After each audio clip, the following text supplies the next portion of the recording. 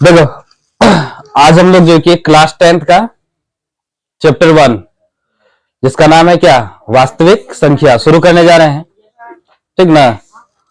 और इससे पहले भी मतलब हम बताए हैं, और जो बच्चे नए आए हैं आज उसके लिए जो कि हम बता रहे हैं। ठीक, देखो पहला चैप्टर का नाम है वास्तविक संख्याएं। ठीक ना, ध्यान दो, पहला चैप्टर का नाम क्या है बच्चों, वास्तविक संख्याएं। ठीक ना। और वास्तविक संख्या को हम लोग देखो इंग्लिश में क्या बोलते हैं, रियल नंबर्स। ठीक ना, ये हमारा चैप्टर है। ठीक, और इस चैप्टर से देखो, ध्यान सुनना, इस चैप्टर से आखिर कौन कौन से क्वेश्चन आते हैं। सबसे पहले ये जानेंगे कि कौन कौन सा क्वेश्चन आने वाला है हमारा। तो देखो इस चैप्टर से जो है आपका ऑब्जेक्टिव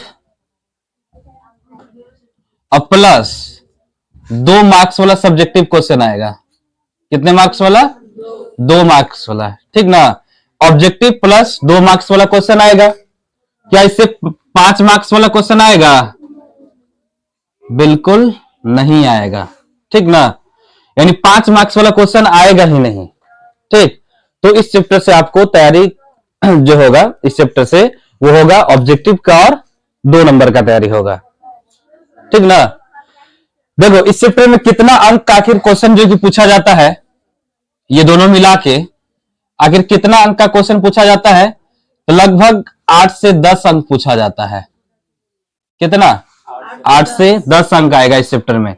वास्तविक संख्या से आपका मतलब ऑब्जेक्टिव प्लस 2 मार्क्स वाला क्वेश्चन जो है वो 10 अंक का पूछा जाएगा।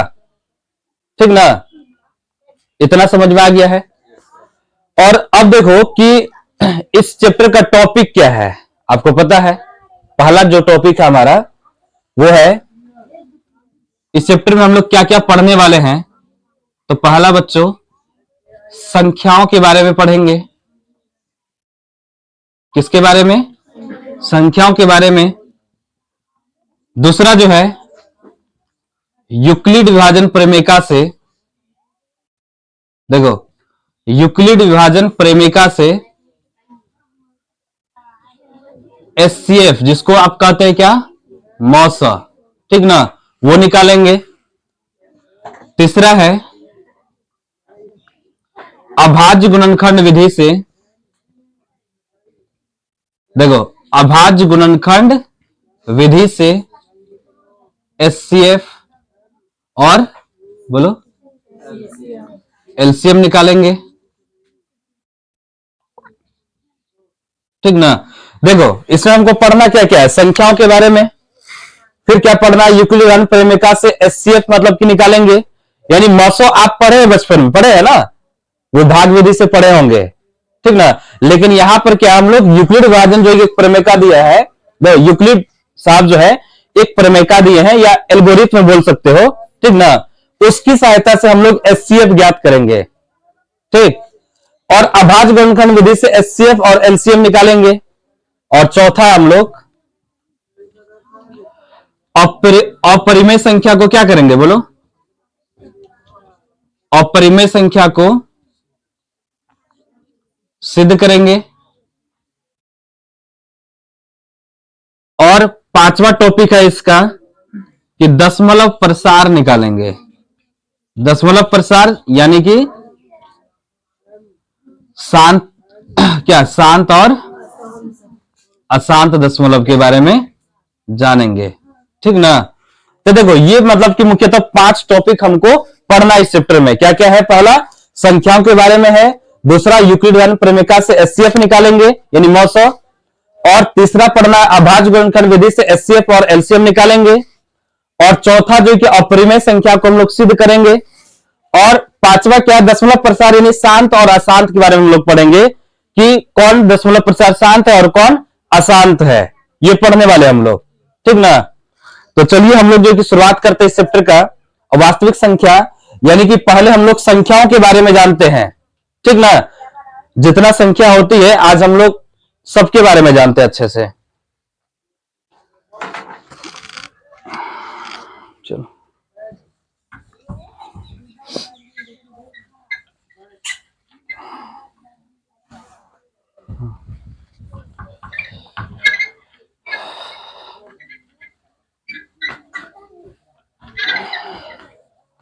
देखो 10 क्लास में जो है कि आप लोग आए हैं, तो आप लोग जो है ना थोड़ा सा बचपन वाला चीज सबसे पहले जानो कि अंक क्या है। अंक जानते हो? जो नए आए वो बताओ हमको, अंक क्या है बच्चों, बताओ जरा देखें। अंक के बारे में पता है क्या आपको? हाँ, कहां तक? 0 से लेके 10 तक? नहीं, 9 तक। देखो सबसे पहले हम लोग अंक ही जानते हैं। चलो पहला टॉपिक अंक।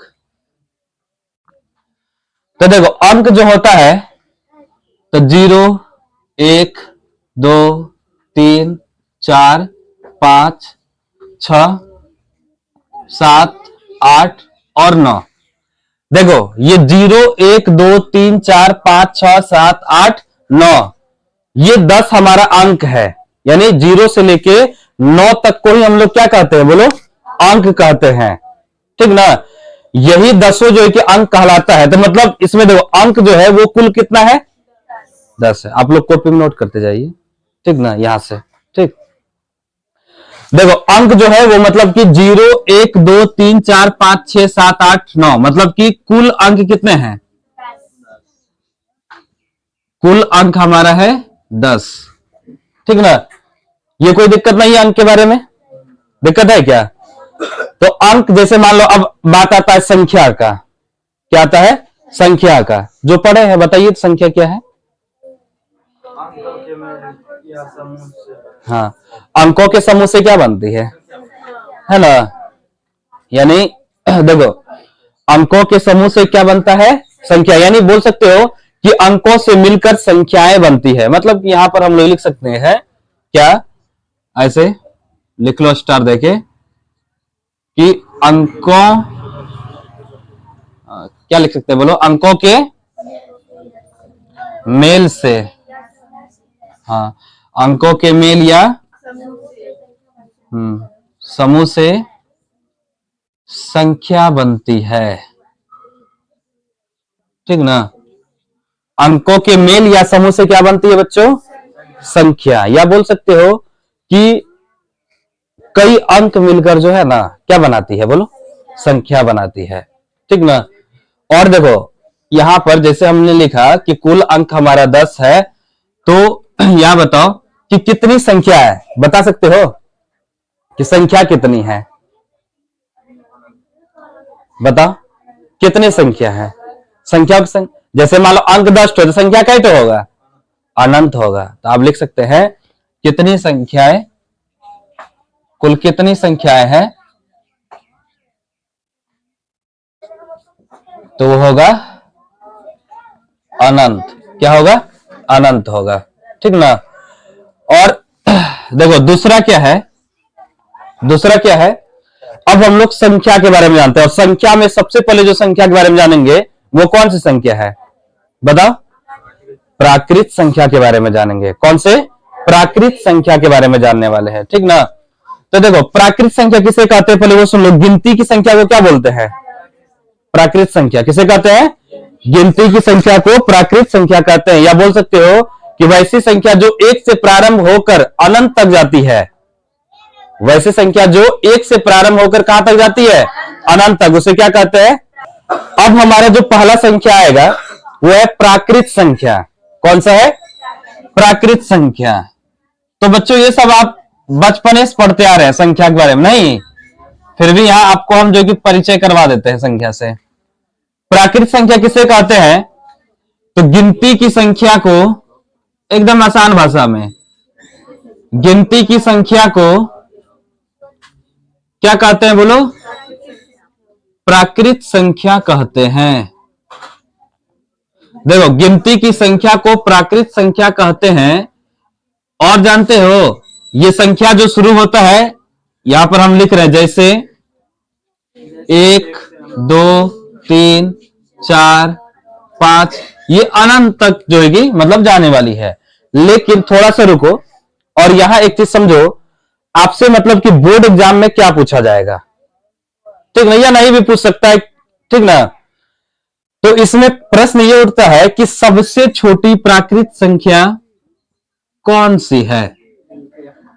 सबसे छोटी प्राकृत संख्या, बात समझना मेरा। सबसे छोटी प्राकृत संख्या देखो, जैसे एक से शुरू हुआ है, ये समझो 1 2 3 4 5 और ये अनंत तक जाएगी, कोई इसका अंत नहीं है, ठीक ना। तो सबसे छोटी प्राकृत संख्या जो होगा वो क्या होगा, 1 होगा, ठीक है, बहुत अच्छा। तो सबसे बड़ी प्राकृत संख्या क्या होगा बच्चों, सबसे बड़ी प्राकृत संख्या। तो एक चीज देखो, हमने क्या बताया यहां पर आपको कि ये संख्या जो है वो अनंत तक जाएगी, मतलब इसका कोई अंत ही नहीं है। अंत है क्या, नहीं है। तो सबसे बड़ी प्राकृत संख्या जो होगा वो हो जाएगा अनंत। क्या होगा बोलो, देखो ये अनंत का मतलब साइन है, अनंत, ठीक ना। और इसके बाद जो संख्या आती है दूसरा, वो है पूर्ण संख्या। कौन सा संख्या, पूर्ण संख्या। तो पूर्ण संख्या देखो, अब जैसे गिनती की संख्या को हम लोग प्राकृत संख्या कहते हैं, समझना। अब क्या करना है कि गिनती की संख्या में जीरो को शामिल कर दो। किसको शामिल कर दो, जीरो को। तो हमारा कौन संख्या बन जाएगा, पूर्ण संख्या। नहीं, सिर्फ इसमें यदि हम लोग जीरो को शामिल कर लेते हैं तो हमारा कौन संख्या बन जाएगा बोलो, पूर्ण संख्या। कौन सी संख्या, पूर्ण संख्या। तो लिखेंगे कि गिनती की संख्या में, ओ सॉरी, हाँ, प्राकृत संख्या के, देखो देखो प्राकृत संख्या के समूह में, देखो प्राकृत संख्या के समूह में जब जीरो को शामिल किया जाता है, देखो प्राकृत संख्या के समूह में जब जीरो को शामिल किया जाए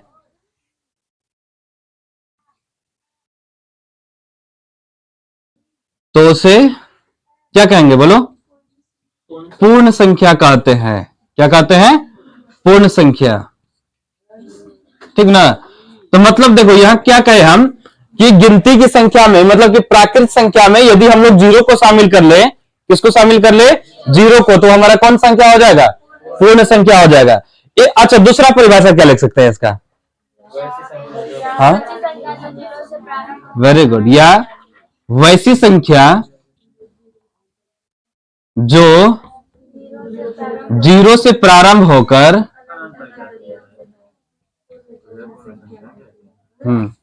जीरो से प्रारंभ होकर अनंत तक जाती है, तो उसे क्या कहते हैं बोलो, तो उसे पूर्ण संख्या कहते हैं, ठीक ना। तो या वैसी संख्या जो जीरो से प्रारंभ होकर अनंत तक जाती है उसे क्या कहेंगे, पूर्ण संख्या। तो मतलब ये कहां से शुरू होगा जल्दी बताओ, जीरो से। कहां से, जीरो, 1 2 3 4, और ये कहां तक जाने वाली है, अनंत तक। कहां तक जाएगी, अनंत तक, ठीक ना। देखो हम पूर्ण संख्या के बारे में क्या लिखे कि प्राकृत संख्या के समूह में जब जीरो को शामिल किया जाए तो उसे पूर्ण संख्या कहते हैं। या दूसरा डेफिनेशन लिखे है, वैसी संख्या जो जीरो से प्रारंभ होकर अनंत तक जाती है उसे क्या कहते हैं बोलो, पूर्ण संख्या कहते हैं। अब प्रश्न यहां भी निकलता है कि नहीं, क्या बताओ जरा, सबसे छोटी, सबसे छोटी पूर्ण संख्या कौन होगा जल्दी बताओ।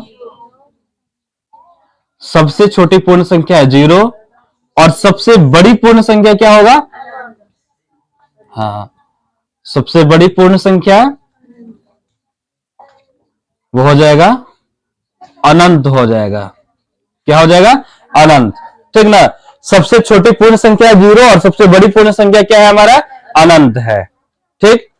और तीसरा क्या आ जाता है हमारा, इसके बाद तीसरा संख्या हमारा कौन सा बोलो, पूर्णांक संख्या। कौन सा, पूर्णांक, ठीक ना।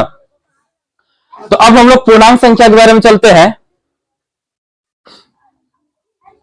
तीसरा हमारा पूर्णांक संख्या, ठीक ना। अच्छा बताओ पूर्णांक संख्या किसे कहते हैं, कोई भी जब, हाँ, तो उसे पूर्णांक संख्या कहते हैं। तो लिख सकते हैं कि जब, क्या लिखोगे, जब पूर्ण संख्या के समूह में, देखो पूर्णांक संख्या कहते हैं जब पूर्ण संख्या के समूह में ऋणात्मक, देखो ऋणात्मक प्राकृत संख्या को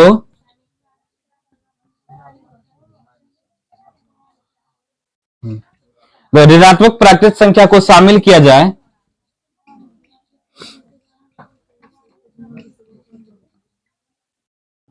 तो उसे, देखो जब पूर्ण संख्या के समूह में ऋणात्मक प्राकृत संख्या को शामिल किया जाए तो उसे क्या कहते हैं, बोलो, तो उसे पूर्णांक संख्या कहते हैं, ठीक ना।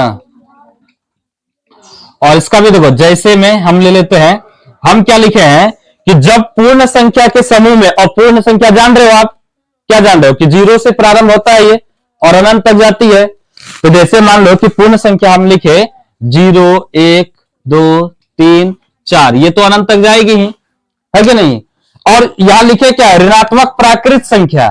तो ऋणात्मक प्राकृत संख्या देखो यहां पर, जैसे -1 -2 -3, ये भी अनंत तक जाएगा, ये भी कहां तक जाएगा, अनंत तक। मतलब इसमें देखो क्या है, धनात्मक, ऋणात्मक और शून्य तीनों संख्या है कि नहीं।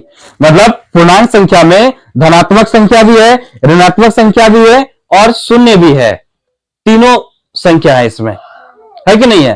तो अगर मान लो इसमें भी अगर पूछेगा आपको कि सबसे छोटी पूर्णांक संख्या, सबसे छोटी पूर्णांक संख्या क्या होगा, देखो सबसे छोटी पूर्णांक संख्या हमारा क्या है, बोलो, तो अनंत है। और सबसे बड़ी पूर्णांक संख्या क्या होगा, सबसे बड़ी पूर्णांक संख्या, तो ये भी क्या है बच्चों, अनंत है। क्या है, अनंत। देखो यहां पर क्या है, क्योंकि सबसे छोटी पूर्णांक संख्या हमारा ये भी अनंत तक जा रही है, समझो यहां बोर्ड पे देखो, सबसे छोटी पूर्णांक संख्या अनंत क्यों, क्योंकि ये भी अनंत तक जा रही है, और सबसे बड़ी पूर्णांक संख्या वो भी क्या है, बोलो, अनंत तक है कि नहीं है। मतलब ये देखो, न छोटा का अंत है इसका, न ही बड़ा का अंत है, इसीलिए सबसे छोटी पूर्णांक संख्या भी अनंत और सबसे बड़ी पूर्णांक संख्या भी क्या है, बोलो, अनंत है, ठीक ना। ये 3 संख्या के बारे में हुआ। अब चौथा संख्या चलते हम लोग, सम संख्या, करो चालू। देखो अब चौथा संख्या है, देखो चौथा संख्या हमारा सम संख्या, कौन सा संख्या है, सम संख्या, ठीक ना। जैसे हम पहले क्या बताए, प्राकृत संख्या, ध्यान दो, पहले बताए प्राकृत संख्या, फिर बताए पूर्ण संख्या, फिर पूर्णांक संख्या। अब चौथा हमारा है कौन सा, बोलो, सम संख्या है। कौन सा संख्या, सम संख्या। तो देखो सम संख्या किसे कहते हैं, तो वैसी संख्या जो 2 से विभाज्य हो। देखो वैसी संख्या जो 2 से क्या हो, विभाज्य। विभाज्य का मतलब समझते हो ना, जो 2 से मतलब कि पूरी पूरी विभाजित हो जाए, ठीक ना, उसी को कहते हैं वैसी संख्या जो 2 से विभाज्य हो, उसे सम संख्या कहते हैं।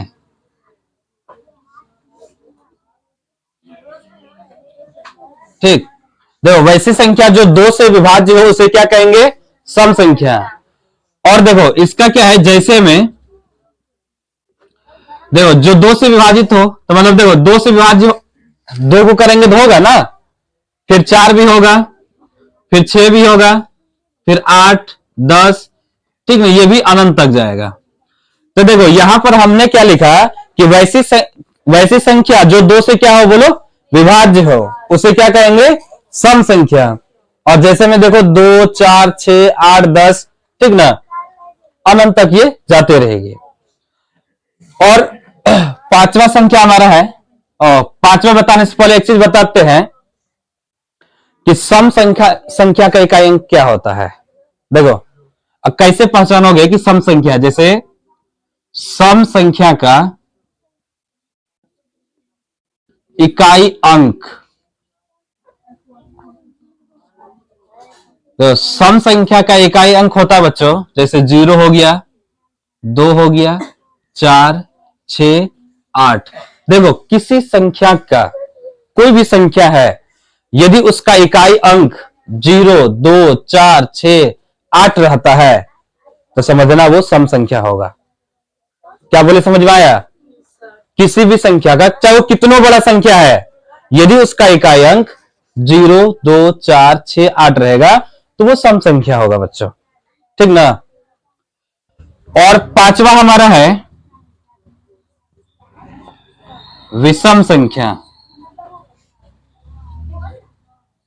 तो विषम संख्या देखो किसे कहते हैं, तो वैसी संख्या, देखो वैसी संख्या जो 2 से विभाज्य, बोलो, नहीं हो। वैसी संख्या जो 2 से विभाज्य नहीं हो तो उसे क्या कहेंगे, विषम संख्या। तो लिखेंगे वैसी संख्या जो 2 से विभाज्य नहीं हो उसे विषम संख्या कहते हैं।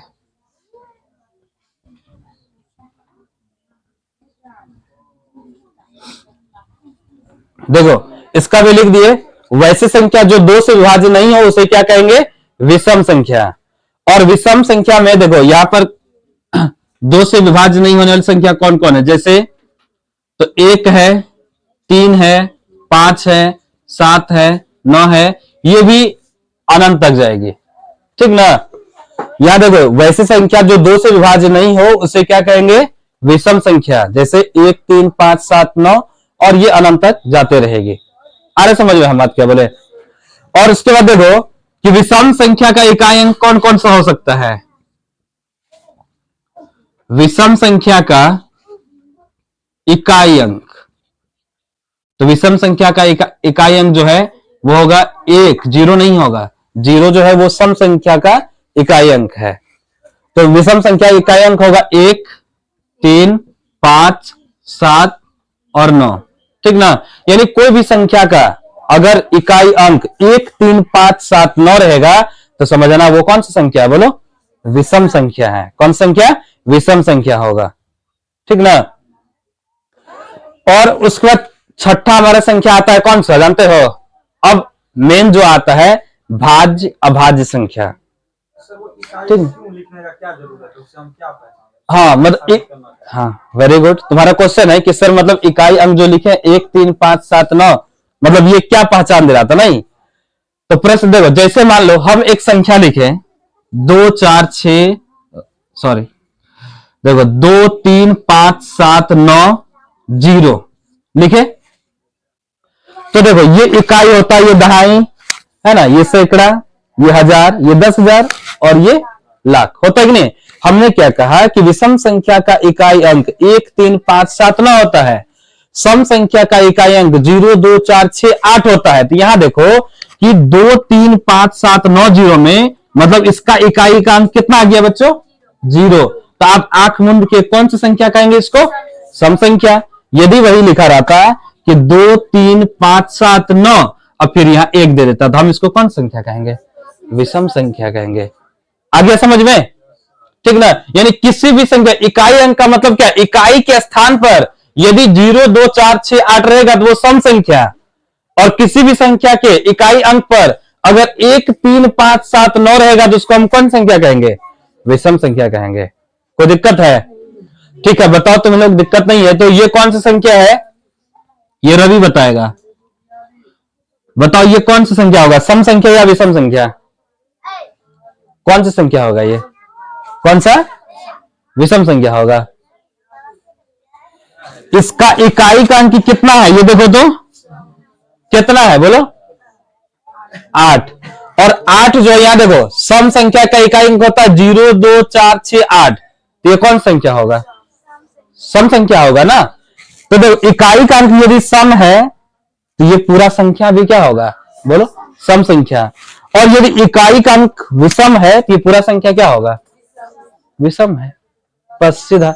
अब बताओ, फिर से बताओ तुम कि जैसे मान लो 4 6 8 7 5, ये कौन संख्या होगा, ये कौन संख्या है, बोलो। संख्या यहां बताया ना, विषम संख्या इकाई अंक 1 3 5 7 9, तो 5 जो कि विषम संख्या है, तो ये सॉरी विषम अंक है, तो विषम में संख्या होगा रे। नहीं समझा तुम क्या बोले, हम समझा है, ठीक है, फिर से बताओ तुम, कोई नहीं। तो 4 6 8 9, ये बताओ कौन संख्या है, विषम है। अब समझा है। 2 5 5 0 कौन संख्या है, विषम है, तब सम संख्या है ना। कैसे, क्योंकि देखो इकाई का अंक क्या है इसका, 0 है, तो कौन संख्या होगा, ये सम संख्या होगा, ठीक ना। चलो अब अगला संख्या की ओर चलते हैं हम लोग, ठीक, बैठ जा।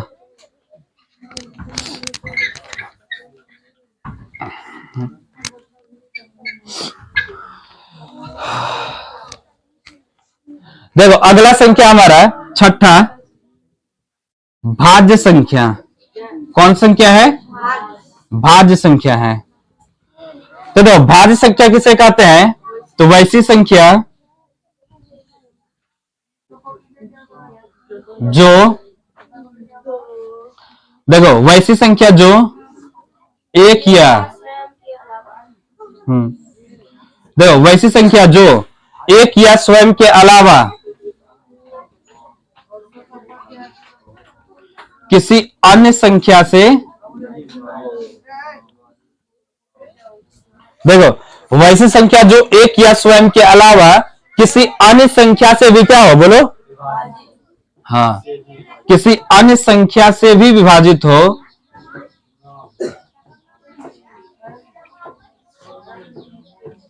विभाजित हो, तो उसे क्या कहेंगे बच्चों, उसे भाज्य संख्या कहते हैं। कौन संख्या, भाज्य संख्या, ठीक ना। तो देखो लिखे क्या है, वैसी संख्या जो एक या स्वयं के अलावा, ध्यान दो, पहले भाज्य संख्या बता रहे फिर अभाज्य बताएंगे आपको। वैसी संख्या जो एक या स्वयं के अलावा किसी अन्य संख्या से भी विभाजित हो, तो उसे क्या कहेंगे, भाज्य संख्या। और दूसरा परिभाषा जानते हो क्या लिख सकते हो शॉर्टकट में, या वैसी संख्या, वैसी संख्या जिसका जिसका 2 से अधिक क्या हो, गुणनखंड हो। वैसी संख्या जिसका 2 से अधिक गुणनखंड हो, उसे क्या बोलेंगे, भाज्य संख्या कहते हैं।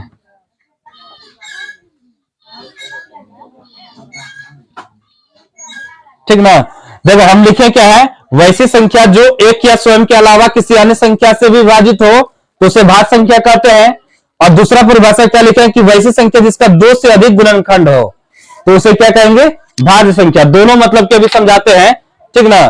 जैसे देखो एक चीज और बता देते हैं, एक जो है, एक ना तो भाज्य है ना अभाज्य है, पता है ना। एक विषम संख्या है बच्चों, लिखे ना विषम संख्या में, एक जो कि विषम संख्या, एक ना तो भाज्य होगा ना, बोलो, अभाज्य होगा, यानी एक से बड़ी ही होती है, ठीक।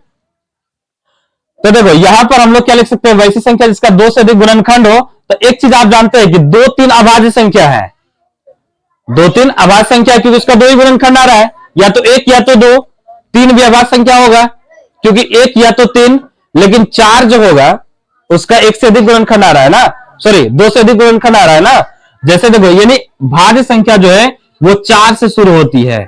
जैसे यहां लिख सकते हैं 4 6 8 9 भी होगा, फिर 10 10 होगा ना, फिर 12, ऐसे ये भी अनंत तक जो है कि जाते रहेगी, ठीक ना। तो एक चीज और देखो, इसमें भी प्रश्न उठता है, ठीक ना। बंद कर। हो गया। देखो सबसे छोटी भाज्य संख्या, सबसे छोटी भाज्य संख्या कौन सा होगा? 4 है। और सबसे बड़ी भाज्य संख्या कौन सा होगा? सॉरी, सबसे बड़ी भाज्य संख्या क्या होगा? तो अनंत होगा बच्चों, ठीक ना। देखो सबसे छोटी भाज्य संख्या 4 और सबसे बड़ी भाज्य संख्या क्या है? अनंत है, ठीक ना।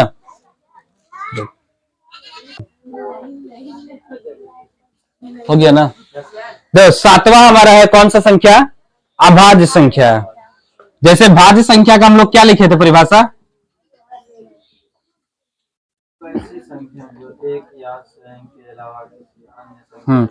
भाज्य संख्या के बारे में बताए क्या? वैसी संख्या जो एक या स्वयं के अलावा किसी अन्य संख्या से भी क्या हो? बोलो, विभाज्य हो या विभाजित हो, उसे क्या कहते हैं?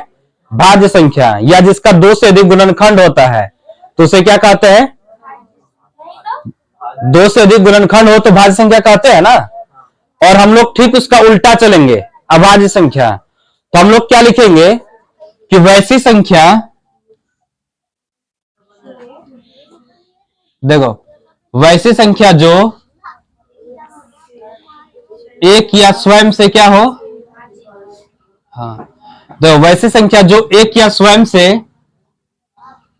विभाजित हो, ठीक। देखो तीसरा किसी संख्या से विभाजित नहीं होगा, बात समझ रहे हो? क्या लिखे है? वैसी संख्या जो एक या स्वयं से विभाजित हो, ठीक ना। और क्या लिख सकते हैं इसमें? ये भी लाइन जोड़ सकते हैं कि किसी अन्य संख्या से विभाजित नहीं हो, ठीक ना। नहीं भी लिखेंगे तो कोई दिक्कत नहीं है, ठीक ना। तो देखो क्या लिखेंगे? वैसी संख्या जो एक या स्वयं से विभाजित हो तथा किसी अन्य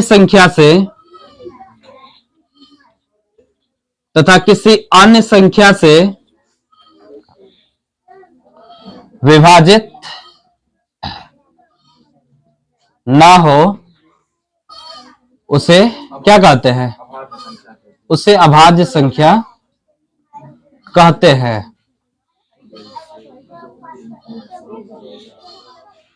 देखो क्या लिखे? वैसी संख्या जो एक या स्वयं से विभाजित हो, ठीक ना।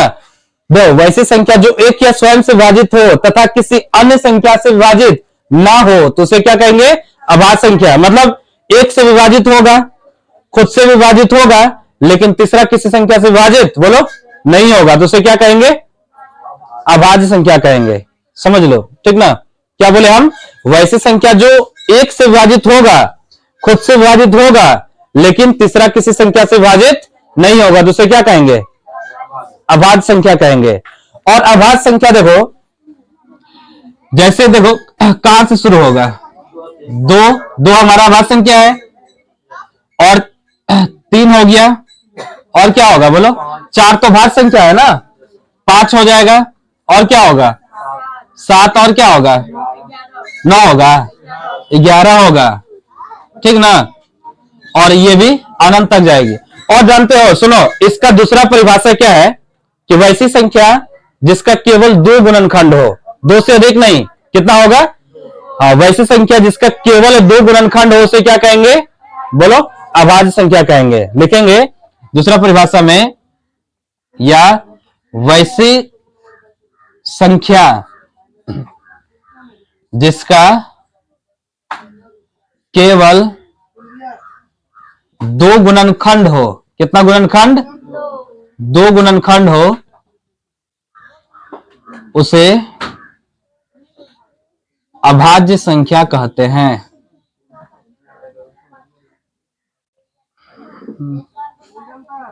देखो क्या लिखे? या वैसी संख्या जिसका केवल 2 गुणनखंड हो उसे क्या कहेंगे? अभाज्य संख्या। अभी देखो यहां कोई भी एक संख्या को लो, इससे इसका 2 से ज्यादा गुणनखंड नहीं है। फॉर एग्जाम्पल हम 2 को लिए तो 2 देखो इसका या तो 1 गुणनखंड है या तो 2। जैसे मान लो 7 को लिए, या तो 1 है या तो 7, तीसरा कुछ आ रहा है क्या? लेकिन वही 4 को लो तो, जैसे 4 लिए तो 1 2 भी आ रहा है और 4 भी आ रहा है, तो मतलब 2 से अधिक गुणनखंड हुआ ना। और जब 2 से अधिक गुणनखंड होगा, ये कौन संख्या? भाज्य। और जब दो ही गुणनखंड रहेगा तो ये कौन संख्या है? अभाज्य। कोई दिक्कत है? नहीं ना। अब प्रश्न इससे भी निकलता है बच्चों कि सबसे छोटी अभाज्य संख्या कौन सी है? सबसे छोटी अभाज्य संख्या कौन सी होगा? 2 होगा, ठीक ना। तो लिखेंगे सबसे छोटी अभाज्य संख्या। देखो सबसे छोटी अभाज्य संख्या वो हमारा कौन सा है? 2 है। और एक चीज देखो यहां पर क्या पूछेगा कि वैसी कौन सी संख्या है, सुनो, वैसी कौन सी अभाज्य संख्या है जो सम संख्या भी है? बताओ तो कौन सा होगा? 2 होगा, है ना। यानी सम अभाज्य संख्या कौन है? बोलो। 2 है। वो कौन सा है? 2। और ये इकलौता है, इकलौता सम संख्या है, जो मतलब कि क्या है? बोलो, अभाज्य संख्या है। 2 के अलावा तीसरा कोई भी संख्या नहीं है, ठीक ना। अभी हम पूछेंगे प्रश्न आप लोगों से, ठीक। और देखो सबसे बड़ी अभाज्य संख्या जो होगा ना, सबसे बड़ी अभाज्य संख्या वो अनंत है, आपको पता ही है, लिखना जरूरी नहीं है। अरे समझ हम क्या बोले? देखो पूछेगा कि कौन सा सम अभाज्य संख्या है, तो वो सिर्फ और सिर्फ वो कौन है? 2 है। सबसे छोटी अभाज्य संख्या कौन है? तो भी क्या है? ये 2 है। अब प्रश्न जैसे मान लो पूछेगा कि सबसे छोटी, देखो सबसे छोटी भाज्य और सबसे छोटी अभाज्य संख्या का गुणनफल क्या होगा, ठीक ना।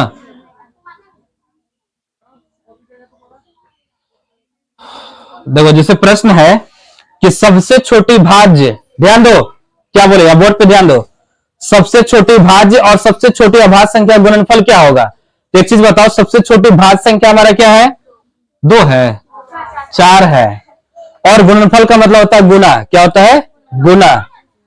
और सबसे छोटी अभाज्य संख्या कौन सा है? 2। तो 4 दूना कितना हो गया? अरे 8 होगा इसका आंसर। और ये बोर्ड एग्जाम में ऑब्जेक्टिव में पूछा जाता है, सबसे छोटी भाज्य और सबसे छोटी अभाज्य संख्या का गुणनफल क्या होगा? तो बच्चा 4 लगा के आता है। अचार नहीं खाएगा वो, बताओ ना। अरे यहां पर क्या क्या है? सबसे छोटी भाज्य, सबसे छोटी अभाज्य, तो सबसे छोटी भाज्य तो 4 है ना, और सबसे छोटी अभाज्य जो है कि क्या है?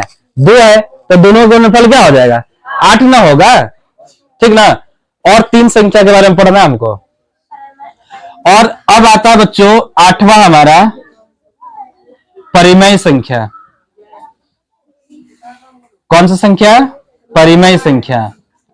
और ये भी आप लोग 9 में भी पढ़े थे परिमेय संख्या के बारे में, कि वैसी संख्या जिसे p/q के रूप में लिखा जा सके। वैसी संख्या जिसे क्या बोलो? हाँ, तो उसे क्या कहते हैं, है ना। अच्छा, परिमेय संख्या जानने से पहले एक संख्या लगता है छूट रहा है मेरे दिमाग से, सहअभाज्य संख्या। नहीं, सहअभाज्य संख्या समझते हैं? नहीं समझते हो? ऐसी 2 संख्याएं जिनका मौसो क्या हो रे? बोलो बोलो। 1 है, 1 हो, तो पहले हम लोग सहअभाज्य संख्या ही लिखते हैं। चलो 8वां नंबर है हमारा सहअभाज्य संख्या। इंग्लिश में बोलते हैं क्या? बोलो, को प्राइम नंबर, ठीक ना। सहअभाज्य संख्या देखो लिखोगे, वैसी 2 संख्याएं, देखो वैसी 2 संख्याएं जिनका HCF यानी मौसो, देखो वैसी 2 संख्या जिनका मौसो 1 हो उसे सहअभाज्य संख्याएं, देखो उसे सहअभाज्य संख्या कहते हैं, ठीक ना। ध्यान दो कि वैसी 2 संख्याएं, हम क्या बोल रहे हैं पहले समझो। वैसी 2 संख्याएं जिनका मौसा 1 हो उसे क्या कहेंगे बच्चों? सहअभाज्य संख्या। समझ लो, जैसे में देखो, जैसे क्या है कि जैसे क्या है 2 3, देखो तो 2 3 का मौसा 1 होगा, निकाल के देखे क्या 2 3 का मौसा? देखो 2 3 का मौसा, जैसे 2 1 का 2, 3 में से 2 गया 1, 1 दूना हो गया, तो यानी इसका मौसा कितना आया, ठीक ना। यानी ये जो संख्या होगा, ये संख्या का जो जोड़ा है ये हमारा सअभाज्य संख्या है। और क्या हो सकता है? 5 7, क्या 5 7, और क्या हो सकता है? बोलो बोलो 12 13, क्या होगा? 12 13, और भी बहुत सारा मतलब हो जाएगा, आदि लिख देते हैं। ठीक, तो देखो ये सीधा भाषा में समझो कि वैसी दो संख्या जिनका मौसा एक हो, वैसी दो संख्या जिनका मौसा कितना होगा? एक, तो हम उसको क्या कहेंगे बच्चों? सअभाज्य संख्या। क्या कहेंगे? सअभाज्य संख्या। जैसे देखो 2 3 हो गया, 5 7 हो गया, 12 13, ये सभी का मौसा एक आएगा। ठीक ना, इसलिए ये सअभाज्य संख्या जो कि कहलाएगा। ठीक, और अब चलते हैं हम लोग परिमेय संख्या में।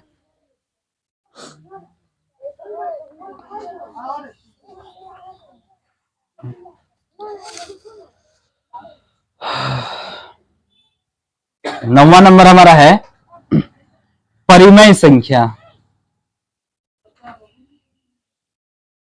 तो परिमेय संख्या देखो किसे कहोगे?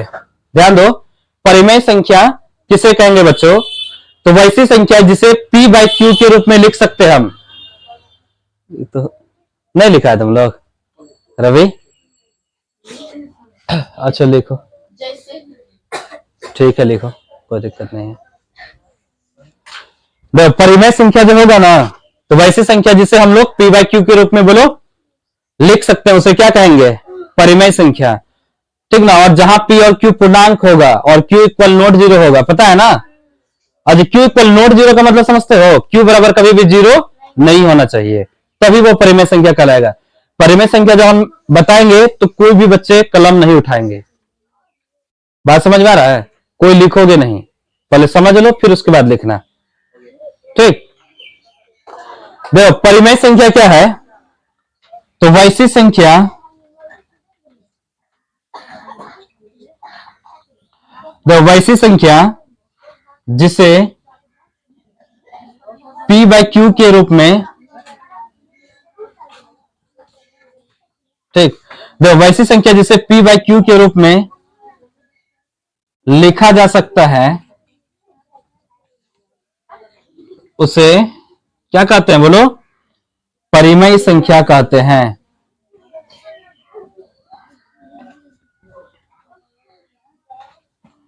देखो हम लिखे क्या कि वैसी संख्या जिसे P बाई Q के रूप में लिखा जा सकता है उसे क्या कहते हैं? परिमेय संख्या। लेकिन समझो शर्त क्या है? शर्त की है बच्चों कि जहां P और Q क्या होगा? बोलो, एक पूर्णांक है। जहां P और Q क्या है? एक पूर्णांक। और पूर्णांक संख्या अभी पढ़े आप, धनात्मक ऋणात्मक जीरो होता है कि नहीं होता है?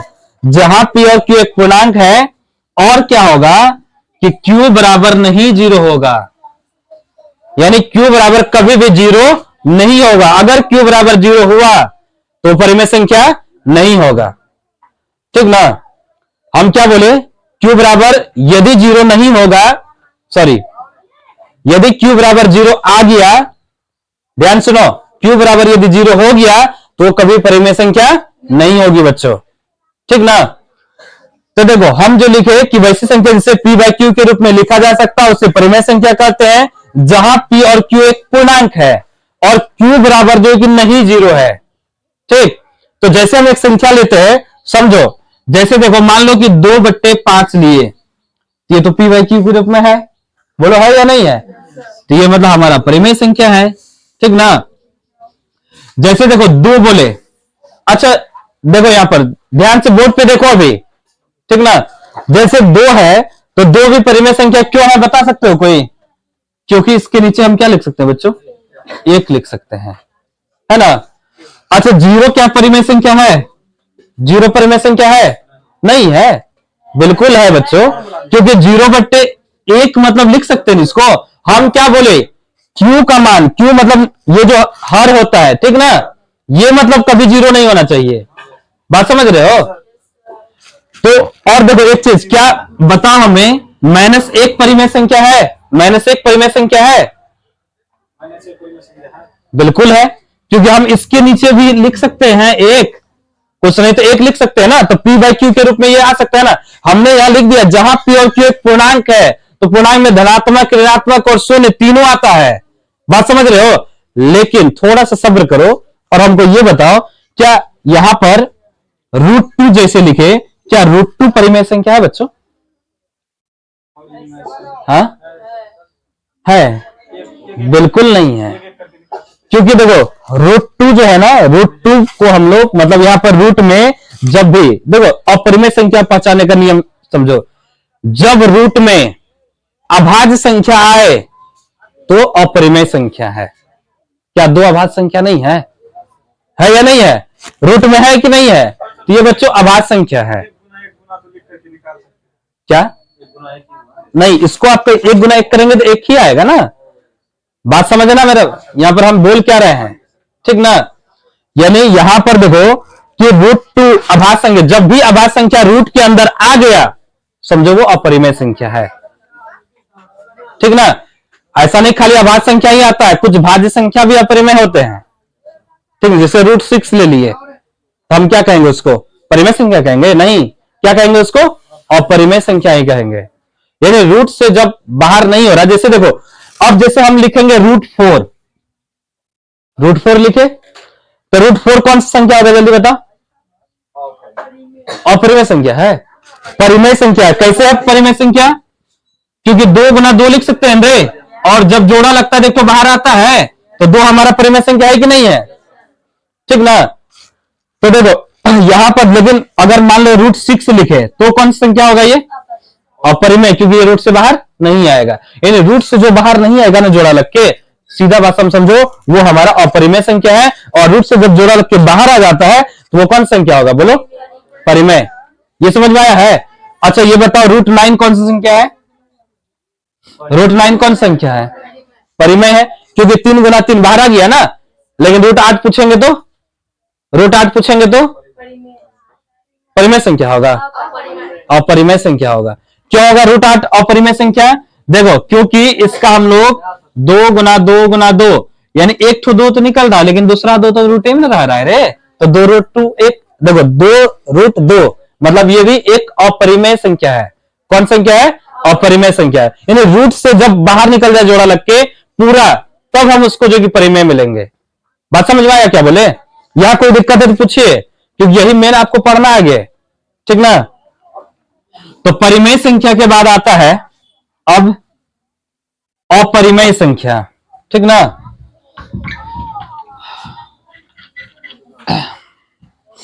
परिमेय संख्या के बाद कौन संख्या? अपरिमेय संख्या पढ़ेंगे हम लोग। अभी कोई नहीं लिखोगे, इधर तो लिख लिए थे ना ऊपर वाला, ठीक। चलो अब देखो 10वां हमारा है, सुनो 10वां हमारा है अपरिमेय संख्या।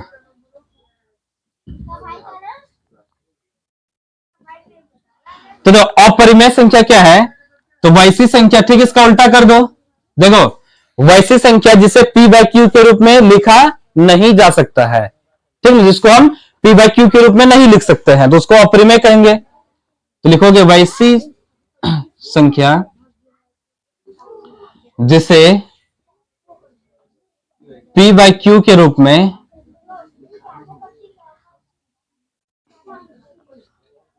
देखो वैसी संख्या जिसे p/q के रूप में नहीं लिखा जा सकता है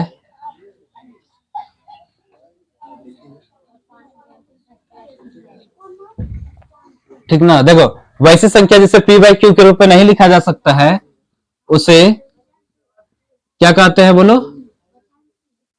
अपरिमेय संख्या कहते हैं, ठीक। देखो वैसी संख्या जिसे p/q के रूप में नहीं लिखा जा सकता उसे क्या कहते हैं? अपरिमेय संख्या। समझ लो अब यहां देखो जैसे क्या बच्चों, हमने यहां पर लिखा था परिमेय संख्या का कि जिसको p/q के रूप में लिख सकते थे, नहीं, और यहां पर क्या लिखे हैं कि वैसी संख्या जिसे p/q के रूप में नहीं लिखा जा सकता। जैसे बच्चों √2 हो गया, मतलब जो रूट से बाहर नहीं आएगा, √3 हो गया, √5 हो गया, √7 हो गया, √11 हो गया। यानी ये सभी जो संख्या है ये कौन सी संख्या जल्दी बताओ? अपरिमेय संख्या है। देखो आप किसी को भी रूट से बाहर ला नहीं होगा। और देखो और बताते हो अपरिमेय संख्या, जैसे 2.13 113 1113 यानी डॉट डॉट एकदम जाते रहेगा, नहीं जिसके पीछे देखो यहाँ पर 2 1 1 3 मतलब डॉट डॉट ये अनंत तक जा रहा है, तो मतलब ये भी कौन सी संख्या बोलो, अपरिमेय संख्या। और एक चीज याद रखना, पाई जो है ना, पाई ये अपरिमेय संख्या है। पाई हमारा कौन सी संख्या है, अपरिमेय संख्या। लेकिन देखो 22/7 जब बोलेंगे ये कौन संख्या है, परिमेय संख्या है। ये चीज हमेशा याद रखना, पाई अपरिमेय संख्या है, लेकिन इसका 22/7 जो मान लेके चलते हैं, ये कौन सा संख्या हमारा, परिमेय संख्या। कौन संख्या, परिमेय संख्या। और दो 2.13 113, फिर देखो 113 डॉट डॉट जा रहा है, मतलब जिसके पीछे आप देखेंगे कि डॉट डॉट एकदम लगा हुआ है, तो वो हमारा कौन सा संख्या होगा बोलो, अपरिमेय संख्या। और एक चीज बताते हैं, जैसे मान लो कि 0.12 पे यहां पर रेकड़ी रहेगा। रेकड़ी समझते हैं ना आप, ये भी मतलब 1 2 जो है कि एकदम अनंत तक लिख दो, खत्म नहीं होगा। लेकिन जैसे रेकड़ी लगा रहेगा, तो ये भी संख्या बच्चों परिमेय संख्या होगा। ये कौन संख्या होगा, परिमेय संख्या होगा, ठीक ना। मतलब आपको अपरिमेय क्या समझना है कि रूट से बाहर नहीं हो रहा है, मतलब जोड़ा लग के बाहर नहीं हो रहा है। यदि किसी संख्या के पीछे दशमलव के बाद जो एकदम डॉट डॉट अनंत तक जा रहा है, पाई है, ठीक ना, ये हमारा अपरिमेय संख्या होगा। लेकिन वही यदि देखो कि 0.12 है, जिसके ऊपर रेकड़ी लगा हुआ है, तो ये हमारा कौन सा संख्या होगा बोलो, परिमेय संख्या होगा। कौन संख्या होगा, परिमेय संख्या, ठीक ना। और अब हमारा एक लास्ट संख्या आता है, और उस लास्ट संख्या का नाम है, ठीक ना, जो आपका चैप्टर का नहीं नाम है, वो है क्या बोलो, वास्तविक संख्या, ठीक ना। तो वास्तविक संख्या किसे कहेंगे, हाँ। तो देखो ये हमारा लास्ट संख्या एकदम वास्तविक संख्या, रियल नंबर जिसको इंग्लिश में बोलते हैं। तो इसका लिख सकते हैं वैशिष्ट, देखो परिमेय संख्या, देखो परिमेय संख्या और अपरिमेय संख्या, ध्यान दो, परिमेय संख्या और अपरिमेय संख्या के संग्रह को, संग्रह समझते हो क्या, समूह बोल सकते हो। परिमेय संख्या और अपरिमेय संख्या के संग्रह को क्या कहते हैं बोलो, वास्तविक संख्या कहते हैं।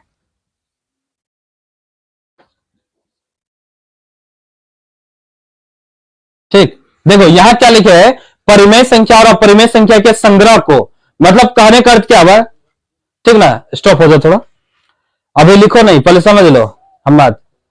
जो हम लिखे क्या है कि परिमेय संख्या और अपरिमेय संख्या के संग्रह को क्या कहते हैं बोलो, वास्तविक संख्या। मतलब इसमें क्या है कि परिमेय संख्या और अपरिमेय संख्या दोनों आएगा। वास्तविक संख्या में परिमेय संख्या और अपरिमेय संख्या दोनों जो कि शामिल रहता है। बात समझ रहे हो हम क्या बोले। इसमें जैसे मान लो अगर पूछेंगे क्या 2 वास्तविक संख्या है, तो बिल्कुल है। √2 वास्तविक संख्या है, तो बिल्कुल है, क्योंकि परिमेय और अपरिमेय दोनों संख्या का संग्रह है। ये वास्तविक संख्या दोनों संख्याओं का मतलब समूह होता है, अपरिमेय संख्या भी और परिमेय संख्या भी। अगर पूछेंगे पाई वास्तविक संख्या है, तो बिल्कुल है। अगर परिमेय अपरिमेय नहीं पूछा जाएगा तो वास्तविक संख्या है ही, क्योंकि हम लोग क्या पढ़े हैं, परिमेय और अपरिमेय संख्या के संग्रह को ही वास्तविक संख्या कहते हैं। अगर मान लो आपसे पूछेगा कि 9 क्या है, ये भी वास्तविक संख्या है। √11 ये भी वास्तविक संख्या है, ठीक ना। तो ये हो जाता है, ठीक, वास्तविक संख्या था। अब हम लोग इसके बाद जो सेकेंड क्लास में पढ़ेंगे वो है यूक्लिड विभाजन प्रमेय को पढ़ेंगे। यानी पहला टॉपिक आपका समाप्त हुआ संख्याओं के बारे में। और हमको इस चैप्टर में कितना टॉपिक पढ़ना है बोलो,